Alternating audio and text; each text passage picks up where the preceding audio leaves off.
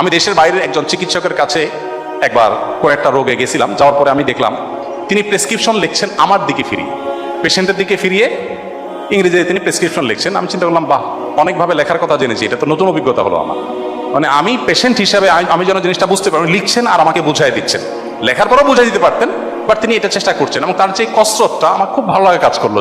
অনেক doctor prescription লেখেন, রোগী ঢোকার পরপরই প্রেসক্রিপশন লেখা শুরু হয়ে যায়। না, রোগী চিন্তা করবে, হায় হায়, ডাক্তার সাহেব আমি ঢোকার আগে লেখা শুরু করে দিল। আপনার প্রতি তার অবক্তিটা সেখান থেকে শুরু হয়ে যাবে। আপনি যদি সেখান থেকে একটু সিরিয়াসনেসের সাথে, আন্তরিকতার সাথে তার কথা শুনেন, মনোযোগ দিয়ে শুনেন। ডাক্তাররা, আপনারা শুধু রোগীদের কথা শুনলে রোগীরা অর্ধেক খুশি, কিন্তু আপনারা অনেকে আছেন, আমি সবাইকে ব্লেম করবো না, অনেকে আছেন কথা শুনতে রাজি না। হ্যাঁ ভাই, বুঝছি তো, এক কথা এতবার বলতেছেন কেন, আপনি বসেন, আমি লিখতেছি। আপনারা যখন রোগীদেরকে সেবা দিবেন, সর্বোচ্চ মনোযোগ দিবেন, সর্বোচ্চ মনোযোগ দিয়ে কথা বলা সুন্নাহ। সো আপনি যতটুকু বলেন, অল্প বলেন, আমি বলছি না যে আপনি আধা ঘন্টা 1 ঘন্টা করে প্রত্যেক রোগীকে দেন, যতটুকু দেন ততটুকু পরিপূর্ণ মনোযোগের সাথে দেন, ধৈর্য ধারণ করে শুনেন।